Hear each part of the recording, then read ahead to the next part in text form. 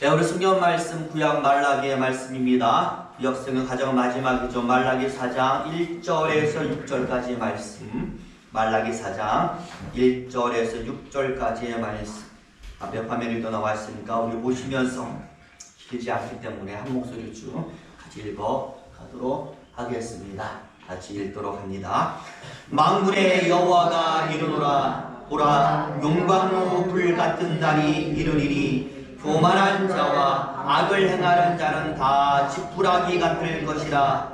그 이르는 날에 그들을 살라 그 뿌리와 가지를 남기지 아니할 것이로되, 내 이름을 경외하는 너희에게는 공의로운 해가 떠올라서 치료하는 강선을 비추리니, 너희가 나가서 외양간에서 나온 송아지같이 되리라. 또 너희가 악인을 밟을 것이니 그들이 내가 정한 날에 너희 발바닥 밑에 재와 같으리라. 만군의 여호와의 말이니라. 너희는 내가 호렙에서 온 이스라엘을 위하여 내 종 모세에게 명령한 법 곧 율례와 법도를 기억하라. 보라, 여호와의 크고 두려운 날이 이르기 전에 내가 선지자 엘리야를 너희에게 보내리니, 그가 아버지의 마음을 자녀에게로 돌이키게 하고 자녀들의 마음을 그들의 아버지에게로 돌이키게 하리라. 돌이키지 아니하면 두렵건대 내가 와서 저주로 그 땅을 칠까 하노라 하시리라. 아멘. 우리 6절까지 말씀 읽었습니다. 네, 가정의 달 5월이 계속되고 있습니다. 저번 주는 어린이 주일이었고 이번 주는 어버이 주일입니다. 아이와 부모가 연합을 이루어서 하나의 가정을 이루는 것 아니겠습니까? 우리 모든 가정의 행복을 위하면서 우리 오늘 서로 이렇게 인사하는데요. 예수님 안에서 가정이 행복하시기 바랍니다. 같이 인사하겠습니다. 예수님 안에서 가정이 행복하시기를 바랍니다. 예수님 안에서가 최고입니다. 그 안에서 누리는 행복을 항상 누리시기를 바라고요. 실제로 있었던 일이라고 하는데요. 외국의 한 채석장, 그러니까 돌을 캐내는 채석장에서 인부들이 다이너마이트에 불을 붙이고 있습니다. 왜냐하면 돌을 캐기 위해서는 바로 이 다이너마이트를 심고서 큰 돌들을 부숴야 하는 것이거든요. 그래서 다이너마이트를 통하여 발파하기 위해서 불을 붙이는 것입니다. 모든 인부들이요 다 대피해서 안전한 곳에 있으면서 이제 파괴되는 현장을 지켜보는 겁니다. 그런데 일이 생겨버렸어요. 20초 뒤면은 폭발을 하는데 3살짜리 꼬마가 왜 거기 있는지는 모르겠어요. 3살짜리 꼬마가 갑자기 폭파 현장을 향해 걸어가는 난리가 났습니다. 사람들이 위험하다고 소리치고 이리 오라고 막 소짓하고 아이를 구하러 달려갔다가는 이미 시간이 늦어버리니까 빨리 달려오라고 소리만 지르는 것. 하지만 여러분, 아이가 뭘 알겠어요. 사람들이 자기를 보고 막 손짓하고 소리치니까 그냥 마냥 좋아가지고 사람들을 보면서 웃고 혼자 춤추고 아주 난리였어. 순간요, 아이의 엄마가 놀라서 막 달려오는데요, 아이에게 달려가는 것을 보고 다들 말리는 거죠. 가면 가지다 죽으니까. 여기서 이 아이의 엄마는요, 달려가지 않고 무릎을 꿇고 아이의 이름을 부르면서 미소를 띠고 두 발을 딱 벌리고, 그 순간에 기적이 일어나는데요. 엄마를 본 아이가요, 엄마 품을 보더니 어떻게 했을까요? 뛰어서 달려오는 거예요. 그래가지고 엄마 품에 태연히 안고 엄마는 또 도망가. 그래서 다이너마이트가 폭발이 되어서도 아이와 엄마는 무사히 살게 되었다라는, 두 팔을 벌리고 있는 엄마의 품을 보고 달려간 아이의 행동으로 인하여 이 두 명의 귀한 생명이 살아나게 된 것이죠. 저는요, 굉장히 의미 있게 이 내용을 읽은 기억이 있는데요. 이 두 팔을 벌리고 있는 어머니의 품에 달려가서 안긴 아이의 이야기, 여러분 어디서 많이 들은 것 같지 않습니까? 언제나 두 팔을 벌리고 돌아오기만을 기다리는 하나님 품으로 달려가서 안겨야만 하는 우리 여러분, 너무나 똑같지 않습니까? 엄마가 팔을 벌리면 달려오는 아이, 하나님이 팔을 벌리고 있으면 달려가야 하는 우리의 모습과 너무나 똑같다라는 것입니다. 서두에서 말씀드렸지만 5월은 가정의 달, 마찬가지로 가정의 중요한 구성원은 부모와 자녀이요. 그렇기 때문에 이 부모와 자녀가 서로 한 품에 있을 때 여러분 그 가정은 가장 행복한 가정이 될 줄로 믿습니다. 여러분의 부모의 품에만 안기지 마시고 내 영적인 부모, 나를 세상에 있게 한 부모, 우리 하나님의 품에도 영원히 안기시는 저와 여러분 되시기를 예수 이름으로 축원을 드립니다. 그런 의미에서 오늘 보면 굉장히 중요합니다. 오늘 우리가 구약의 가장 마지막 성경 말라기의 말씀을 읽었습니다. 그것도 구약 성경을 마무리하는 가장 마지막 부분의 말씀을 읽었는데 여러분 그 마지막 6절에 보니까 가정을 구성하는 가장 중요한 요소 부모와 자녀, 더 정확하게 말씀드리자면 아버지와 자녀라는 두 단어가 등장을 하고 있습니다. 성경을 마무리하는 데 있어서 가장 중요한 단어가 이 두 단어라는 것 아니겠습니까? 저는 이 두 단어 속에서 바로 성경을 주신 하나님의 마음이 들어있다라고 생각을 하고 있습니다. 그래서 그 마음이 무엇인가 오늘 성경 4장의 말씀을 통하여 자세하게 우리가 살펴볼 텐데요. 여러분 말라기에는 말라기 선지자의 6번에 걸친 설교가 나와 있습니다. 이것을 메시지의 내용만으로 구분해 보면 3번의 설교로 정리가 돼요. 그러니까 말라기가 3번의 설교로 이스라엘 백성들을 교훈을 하는 것이고 하나님은 이 말라기의 3번의 설교로 성경 구약의 예언을 딱 맞춰 버린 굉장히 중요하다라는 거잖아요. 그래서 살펴보니까 첫 번째 설교에서 말라기는요 하나님의 사랑에 관해서 설교를 합니다. 하나님이 이스라엘을 사랑하는데 어떻게 사랑하느냐, 야곱처럼 사랑했다라고 말씀을 해요. 무슨 말이냐면 하나님이 야곱이라는 게 아니라 이스라엘이 야곱인데 그 야곱을 사랑하듯이 하나님 이스라엘을 사랑하셨다. 여러분 솔직히 성경에 나오는 야곱은 얼마나 세속적인 인물입니까? 속임수의 대명사였어요. 이스라엘이 그렇게 야곱처럼 끊임없이 사고를 치고 끊임없이 세속적이고 죄를 범해도 하나님께서는 이스라엘 백성들을 포기하지 않으셨다라는 이야기를 말라기가 설교를 통하여 정리해 줍니다. 그 다음 이제 두 번째 설교는 제사장들과 그들이 드리는 제사와 제물에 관한 설교를 해요. 뭐라고 말하느냐? 너희는 타락했다. 제사장이 타락했고 그들이 드리는 제물도 타락했으니 그들의 제사도 타락해서 나는 그들의 제사를 받지 않겠다라고 정리를 하신 거예요. 그러면서 세 번째는 백성들에 관하여 설교를 하는데 이렇게 타락한 제사장들의 타락이 어떻게 되느냐? 백성들에게도 영향을 끼쳐서 이스라엘 전체의 범죄로 이어지더라. 성결함이 무너졌고 가정이 분리되고 부패한 행동들이 나타나고 심지어는 하나님을 배신하는 신앙의 불순환까지 나타나게 되었다. 죄라고 하는 죄는 다 나타나고 있더라. 그래서 이스라엘 역사를 말라기는 이렇게 정리합니다. 죄악의 역사다. 그리고는 오늘 4장에서 정리하는 것이죠. 그러니 이런 상황에서 하나님께서 너에게 어떻게 하시겠느냐? 3가지의 이야기를 본문 속에서 펼쳐나가고 있습니다. 첫 번째는 심판에 대한 이야기를 하고요. 두 번째는 말씀에 대한 이야기를 하고요. 마지막에 아비에 대한 이야기를 하면서 정리를 하는 것이죠. 어떤 의미가 있느냐? 먼저 1절 보시면 심판과 관련한 말씀이 나오고 있는데 이스라엘의 역사, 인류의 역사가 이러니 하나님께서 어떻게 작정을 하느냐? 심판을 작정하셨다.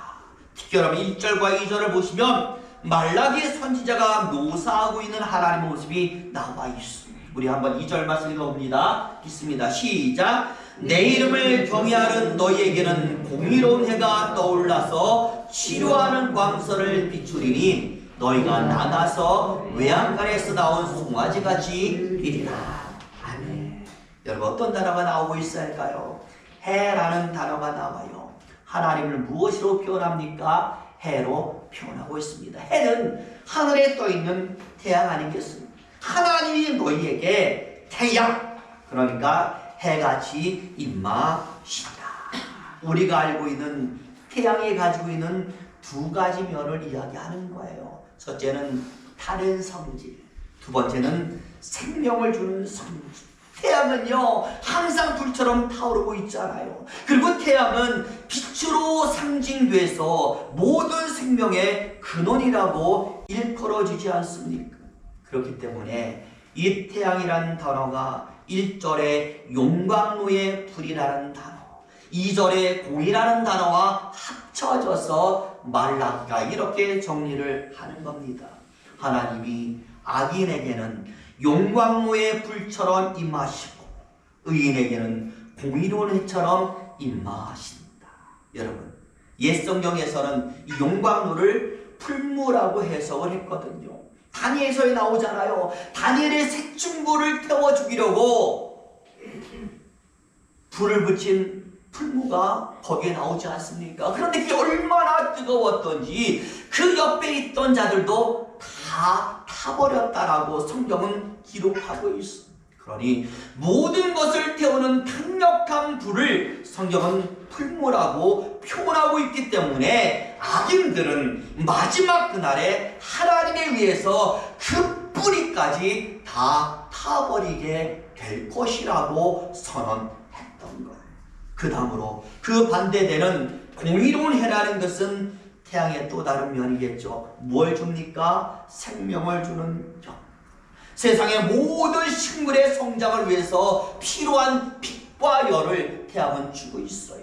하나님께서 주시는 이 빛과 열에 의해서 의인들이 그동안 받았던 뭐가 상처가 치유가 되리라 라고 설명하는 거예요.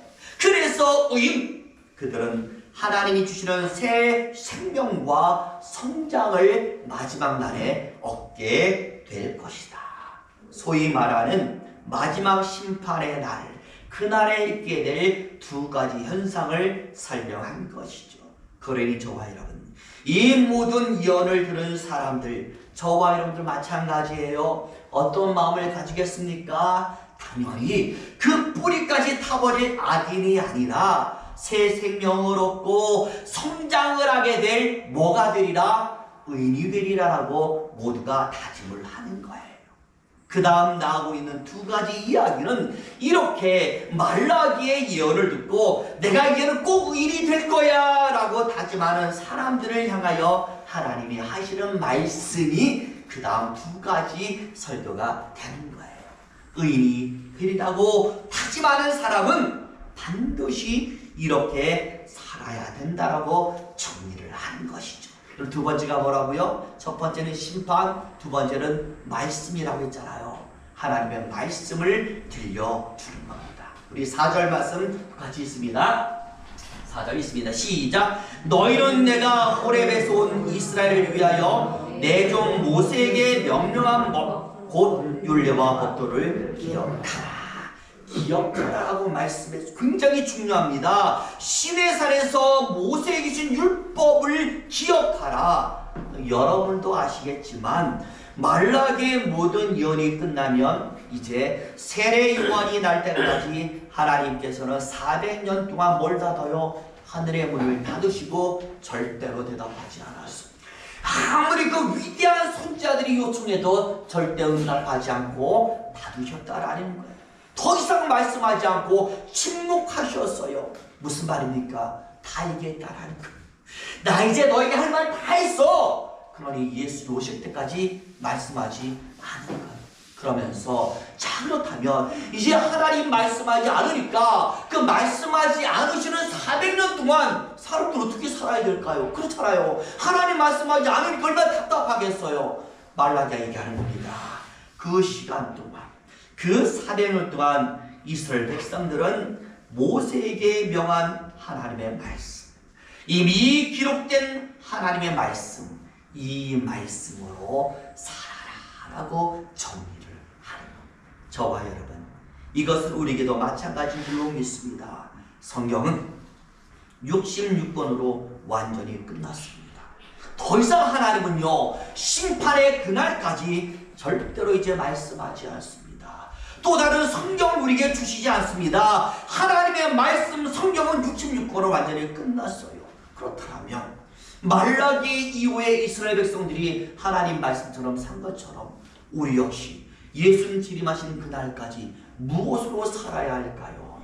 이미 다 기록하고 주신 이 성경 66권의 말씀으로만 살아야 하는 거예요. 그래서 예수님 말씀하잖아요. 앞으로 너에게 그 어떤 선지자가 와서 내게 말했다, 하나님이 예언하셨다라고 할지라도 듣지 말아라 라고 하신 이유가 뭐예요? 이거로 끝났기 때문에 하나님은 더 이상 우리에게 주시는 말씀이 이미 다 했기 때문에 그런 심판날까지 이미 주셨던 이 성경 말씀 66권의 말씀으로만 우리는 살아야 하는 줄로 믿습니다. 그래서 우리에게 뭐가 중요해요? 성경이 중요한 거예요. 그저 주일날에 교회 올 때만 가져오고 나머지 날의 책장 속에 고이 모셔다 두는 책이 되어서는 안 되는 줄로 믿습니다. 닫아 놓는 책이 아니라 열어놓는 책, 눈으로 보고 마음으로 읽고 행동으로 증명하는 책, 그게 바로 성경이 되는 것입니다. 주님 오시는 그날까지 우리는 주신 말씀으로 살면 되는 것이죠. 그 다음 이제 마지막 아비에 대한 이야기가 6절에 나와 있는데요. 이건 성경 모든 것을 다 정리해주는 말씀이에요. 6절 말씀도 있습니다. 시작. 그가 아비의 마음을 자녀에게로 돌이키게 하고 자녀들의 마음을 그들의 아버지에게로 돌이키게 하리라. 돌이키지 아니하면 두렵건대 내가 와서 저주로 그 땅을 칠까 하노라 하시니라. 여기에 보시면 마지막 부분에 저주라는 단어가 나와요. 그 뜻은 무엇입니까? 지금 다 없애버린다라는 것이죠. 성경의 목적이 죄로 오염된 세상을 하나님께서 끝장내시겠다라는 심판을 우리에게 알려주는 책이라는 것을 말라기는 이야기하고 있어요. 그런데 거기에 또 어떤 단어가 나와 있습니까? 아버지란 단어가 딱 등장하고 자녀란 단어가 딱 등장하고 마음이란 단어도 등장하고 않도록이라는 단어가 등장하면서 여기 저주라는 말씀을 포괄해주고 있어요. 어떤 의미가 되느냐? 우리를 향한 하나님의 생각을 밝혀주는 것이죠. 죄가 있는 세상을 진멸하겠다라는 것이 하나님의 생각이신데 이 생각 속에서 하나님은 누구? 저와 여러분 하나님의 사람입니다. 그들만큼은 이 저주 속에서 진멸되지 않도록 하나님께서 어떤 마음을 주셨다? 아비의 마음과 자녀의 마음을 준비하셨다라는 이야기를 지금 하고 있어요. 저와 여러분, 여기서 아버지는 누굴까요? 하나님이시고요. 자녀는 누굴까요? 저와 여러분 성도인 줄로 믿습니다. 이미 아버지의 마음은 자녀를 향하여 열려있기 때문에 자녀인 우리만 이제 아버지이신 하나님을 향하여 그 마음을 돌이키면 되는 거예요.